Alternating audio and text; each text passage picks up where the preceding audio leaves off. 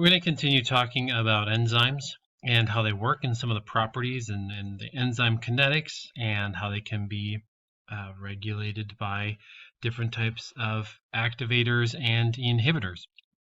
And here is just a diagram that's showing us the concentration of product versus time as time elapses. And really what we're interested in looking at is the effectiveness of an enzyme is really how fast we can make product versus how much time. So the change in product over time is going to tell us about the velocity, right? The velocity of the reaction, and that tells us something about the enzyme kinetics. We can also discuss this in terms of a constant times the concentration of substrate. So the concentration of the substrate, if we don't have any substrate, none of this is going to happen. We can't make any product. So the substrate really dictates how much of the reaction, how quickly it can go. And this is based on a constant that's based on the amount of product we're creating over time. Each different chemical reaction, each different enzyme is going to have a different rate, and that's going to be represented by this K value here that when we're talking about rate constants. When we can graph these things out, right, over time or versus different concentrations of our substrate. So if we have a 0.05 molar or 0.1 or 0.2 molar reaction substrate, the amount of product we are able to make changes. And the more substrate, the more product we're able to make. The less substrate, the less product we're able to make. And there's a velocity, that's this velocity, initial velocity naught, V naught, based on the line that comes off of here from and it's actually the derivative of this line right at the 0 time point. So the initial velocity is going to be greater for a higher concentration, and this velocity is going to be lower and lower depending on the concentration. And we can graph that out. So the initial velocity times versus the concentration of substrate is going to increase with increasing amount of substrate. This helps us define that reaction rate constant, or K, that we mentioned up here, K times concentration of S. That is defined by the slope of this line, so the derivative of that line. When we have limiting substrate, that substrate is what actually dictates the rate of the chemical reaction. Again, we're looking at another reaction graph here. The rate on the y-axis, the substrate concentration with a constant enzyme amount. We have an increase in rate until it eventually maximizes out here. And so we have a straight line. If we have, again, excess substrate, if we increase the enzyme concentration with the excess substrate, we can actually increase the rate at a constant rate. And this makes sense if we look at this enzyme with Pac-Man, little Pac-Man enzymes, and their substrate, which is the Pac-Man pellets, where if we have one enzyme, these compounds are going to get eaten up at a certain amount of time. But if we have twice the amount of enzyme, we're going to be twice as fast to catalyze that reaction. And ultimately, these rates of reaction are controlled by how fast that enzyme is able to turn this over. But if there's, for example, 10 collisions per 10 to the 8th collisions per second of enzyme with substrate, one of the most efficient and effective enzymes is called catalase. It processes hydrogen peroxide in our bodies to protect us from oxidative stress. And 1 in 10 of those actually results in an enzymatic reaction. So that's one of the most efficient enzymes known to humans. Another graph looking at the concentration of the product over time, looking at 2 different concentrations of enzyme 1 and twice that concentration, we can see that reaction rate, that initial slope for both of these is going to increase with increasing enzyme concentration, which should make sense. Now, if we're looking at these reaction rates, right, the rate over the substrate amount, we should be able to easily identify the maximum velocity. So Vmax is going to be about 3 moles per minute. So that means it's making 3 moles of compound of product per minute in this chemical reaction. We can graph these out, and there's some important things to identify and look at when looking at these, when we're graphing out the rate or the initial velocity versus the concentration of the substrate. And what we notice is that this line that's created when we do these chemical analyses is that it actually creates a rectangular hyperbola. That's very common for chemical compounds and enzyme kinetics for that type of reaction and the kinetics to occur in that way. And this gives us the mathematical way that we can represent that is through this rectangular hyperbola equation where y equals a times x over b plus x. And that corresponds to different values in here, including the maximum velocity, which we just talked about in the last slide, and the Km value, which is referred to as B in this upper equation, all based on the concentration of the substrate, right, as X. And remember the Km value, it's a Menton constant, and that's telling us about how well the enzyme has an affinity, the affinity for that substrate of the enzyme and the substrate affinity. And so that we can figure out the Km value by looking at Vmax, finding half Vmax and looking over at where that intercept is for that line and going down, and that's the Km value. And that's where essentially half of the enzyme pockets are bound by substrate. That's where half of the enzyme pocket is bound by substrate. The lower the number, the lower the concentration of substrate, the better affinity for the enzyme. Okay, great. So this enzyme kinetic matches the equation for a rectangular hyperbola, but it's not really that practical for in practice looking at, well, what is the Km value or what is the Vmax or what kind of, and in the future we're actually going to look at what about inhibitors? What do inhibitors do to this, and how can we figure out if it's an inhibitor, what kind of inhibitor it is? So Lineweaver-Burke is a type of transformation that we can do to this data, where we basically take the inverse 1 over V naught and versus 1 over the concentration of the substrate. And when we plot this out, what we actually get is that value at the y-intercept is going to actually equal 1 over the Vmax value. And the x-intercept is actually going to be the inverse, the negative 1 over the substrate, the Km value. Now, this might not make a lot of sense right now why we will do this. It will make more sense once we start looking at what happens with inhibitors and what these equations and these lines look like once we start looking at the inhibitors to different enzymes.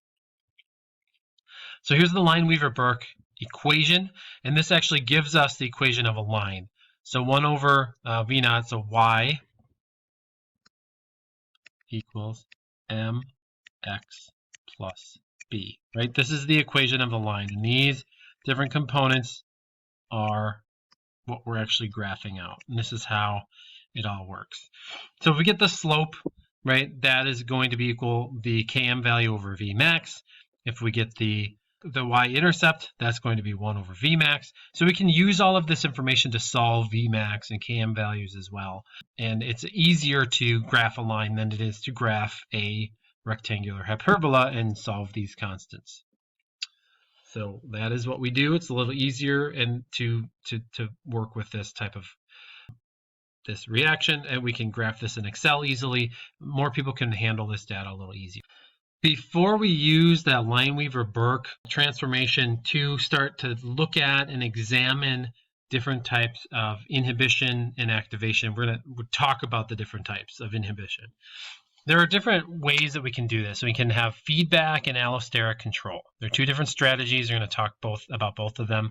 And we can have activation or we can have inhibition. And a lot of times we'll draw, if there's a chemical reaction, we'll draw an arrow. Sorry, I don't know why that was black. We'll draw an arrow that says that it's activating. If we're going to inhibit something, we draw kind of a straight line up and down to say, well, that's an inhibition reaction.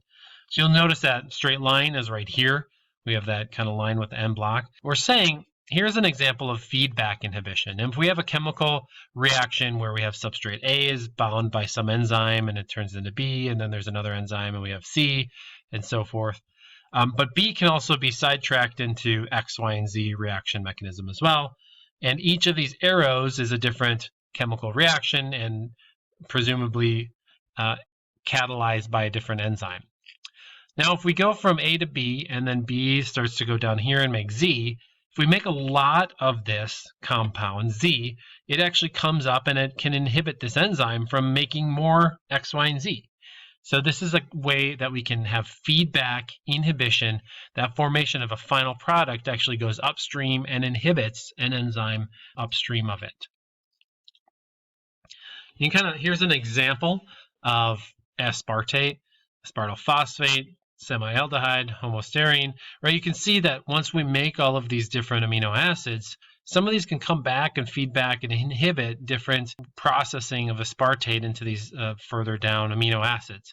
So as soon as we have plenty of isoleucine, that creation of isoleucine actually goes upstream and blocks the conversion of threonine to isoleucine, methionine, right? We're going to keep homoserine from making more of it. So there's a feedback inhibition. Once we have abundant enough product, that can sometimes come back and feedback and inhibit an enzyme. Kind of a lot of those things I see sometimes on the internet where we're looking at which glass gets full first, and you have all these little glasses, and it's all about kind of feeding back and closing up these little holes for these compounds to work through. We have different types of inhibitors: competitive, uncompetitive, non-competitive, and mixed inhibition. We're going to talk about all of these different types of inhibition. So classic competitive inhibition is where that substrate is going to be inhibited. It's a direct competition for that active site. So you can see here is your enzyme, and normally it's going to interact with a substrate, but that inhibitor binds to that same spot and it's competing for it. So it cannot work the same way. And now if we go back to that Lineweaver-Burke plot, we can actually see what happens when we add competitive inhibitor. And so we can see this normal line under the without any inhibitor, and with increasing concentrations of inhibitor, this line gets more straight up and down. Well, let's make sense of this, right? So if I have, for example, let's just say for simplicity's sake, if I have this Km value right here is 1 over 1 versus right here is 1 over 2 versus right here is 1 over 3. Right, as we get, this is 1 over 1 is 1, this is at 0.5, this is 0.3 repeating, right? So we're getting smaller as we go here. What does that mean for the Km value, right? We have 1, 2, 3. Since it's in inverse of that, that Km value is actually getting bigger and bigger and bigger as we go over here and here and here. That's telling us that we think it's an apparent Km value. That Km, it looks like with an inhibitor that that enzyme is getting less and less effective, right? This Km value is getting bigger and bigger and bigger. It's getting less and less effective at binding that substrate. And that's because we have an inhibitor directly inhibiting the binding of the substrate. So it makes sense that that Km value is getting smaller. The Vmax doesn't change though. If we are able to add enough substrate, we're able to overcome any of that inhibitor that is there because it just overpopulates and it doesn't matter how much inhibitor is there. So again, Lineweaver-Burke plot helps us to figure out what type. So a competitive inhibitor, this is what a typical competitive inhibitor is going to look like. We can just add an inhibitor, and if it looks like this, if we have this Vmax that stays the same and Km value, apparent Km value changes, that tells us that it's probably competitive inhibition. Now, if we look at uncompetitive inhibition, uncompetitive, so if we have the regular substrate and we have, or the enzyme, and the substrate binds in the binding pocket.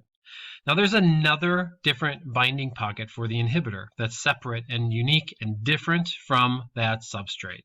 So the enzyme substrate complex is able to form, but is not able to finally make a conversion to a product. So the inhibitor only blocks the enzyme substrate complex, not just the enzyme complex alone.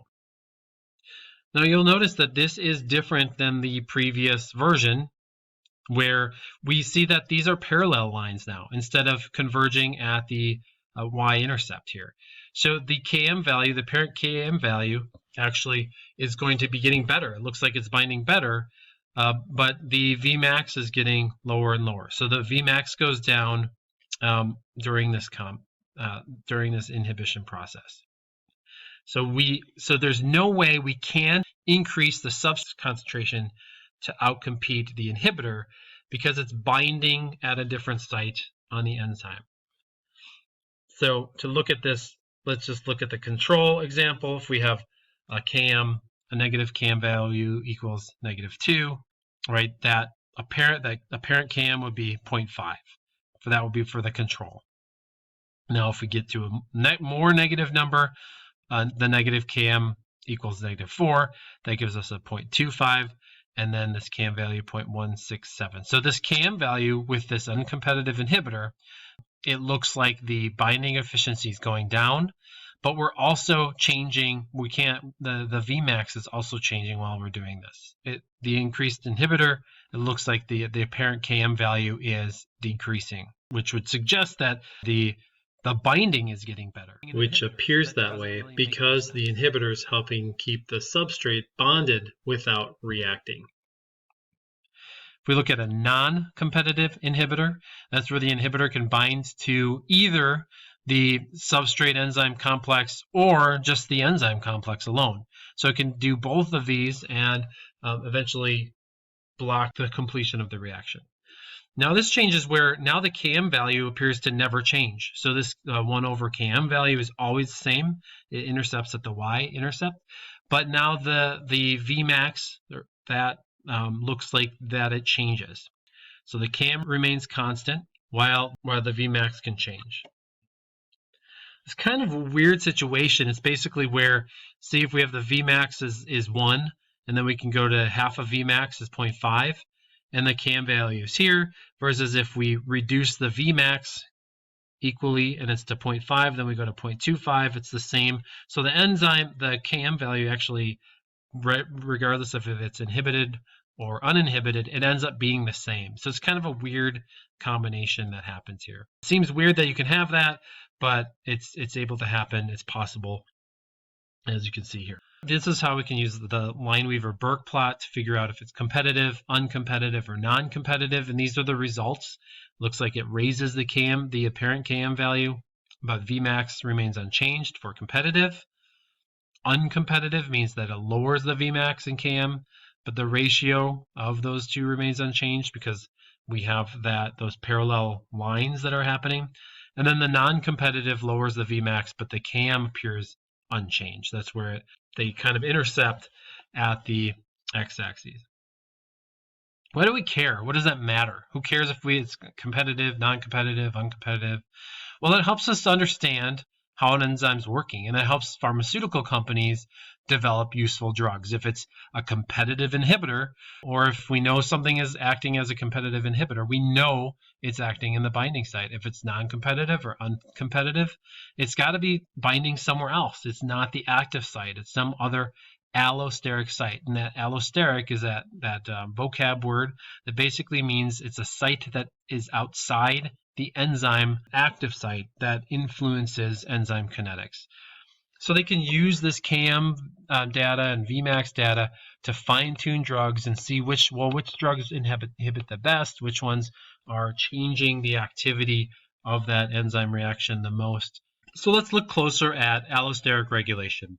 Again, it leads to binding to the protein that leads to structural changes that influences that enzyme function. So it changes where the active site, maybe how the active site is organized or the fluidity of the molecule. They don't exhibit normal Michaelis-Menten kinetics, as I showed you previously, because of that change in the function.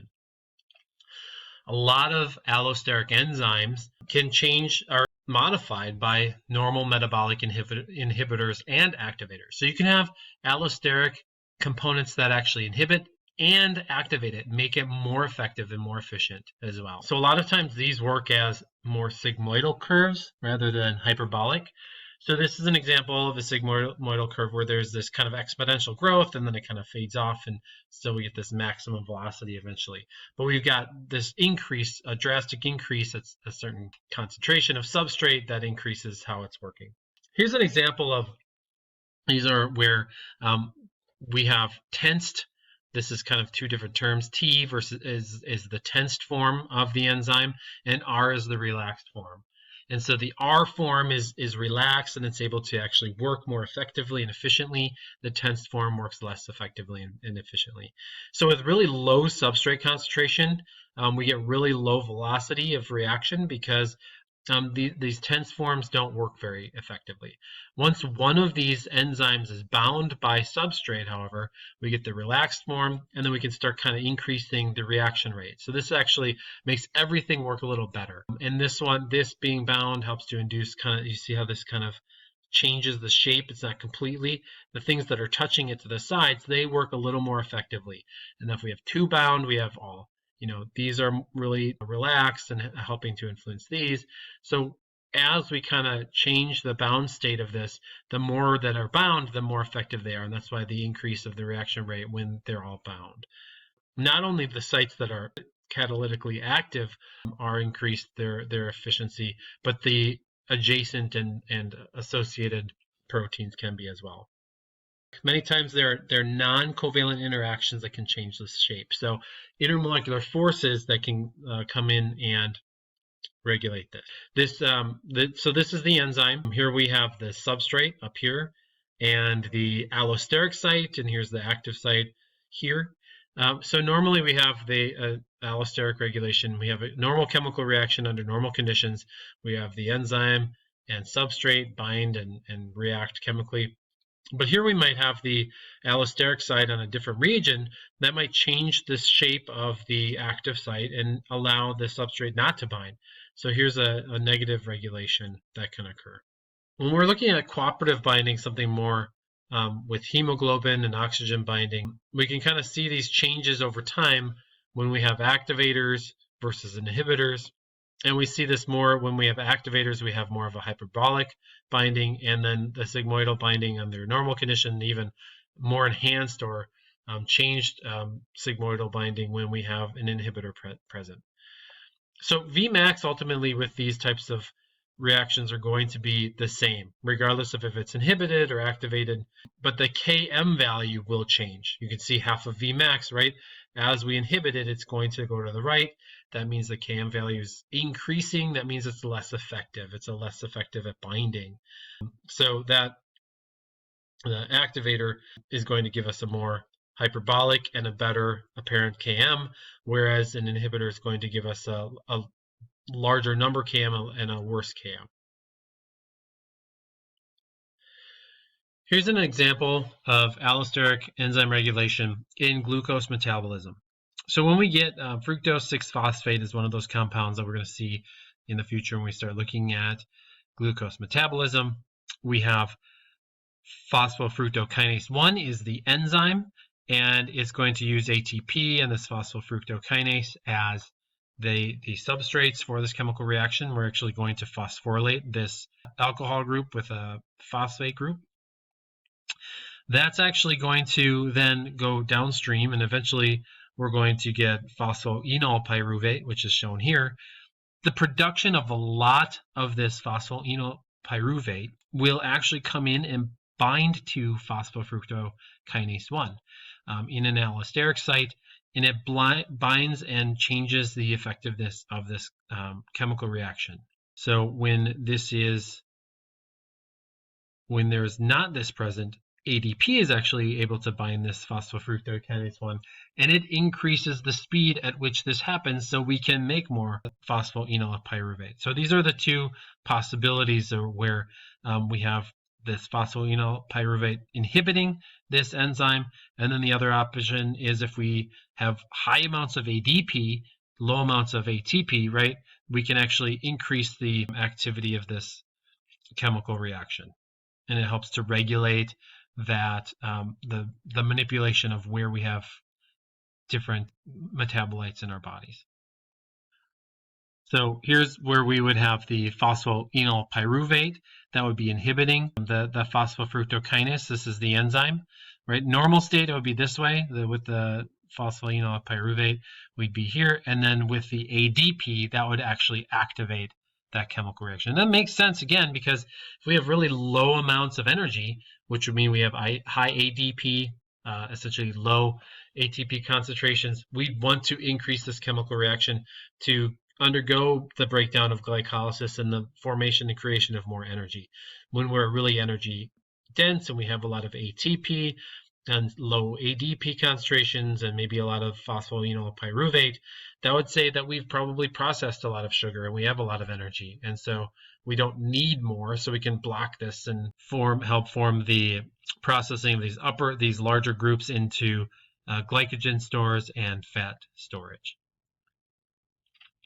Here's another example of allosteric regulation, the next active site, where phosphorylation actually can activate that. So we have a covalent modification here on these regulatory sites. We can bind CTP or phosphorylation that can change how the structure of this enzyme looks like, and it changes their ability to function properly. So just another example of this.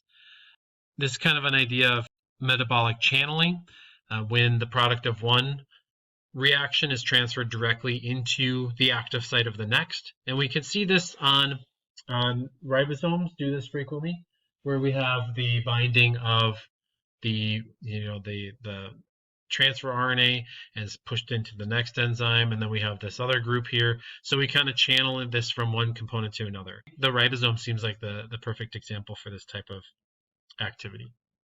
Some inhibition can be very detrimental for a protein or an enzyme and can be irreversible. And so this is an example of heavy metal ions can lead to the binding of active sites and the permanent activity defects that can be caused there. Where basically the only way to change that is to completely recycle the entire protein and make a new one.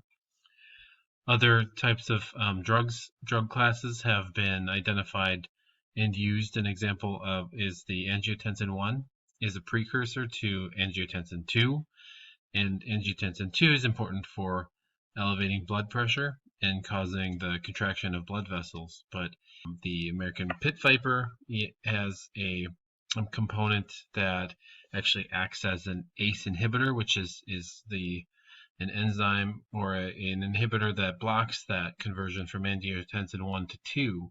A similar drug has been made, modified, captopril, that looks a lot like that ACE inhibitor to help lower blood pressure in people.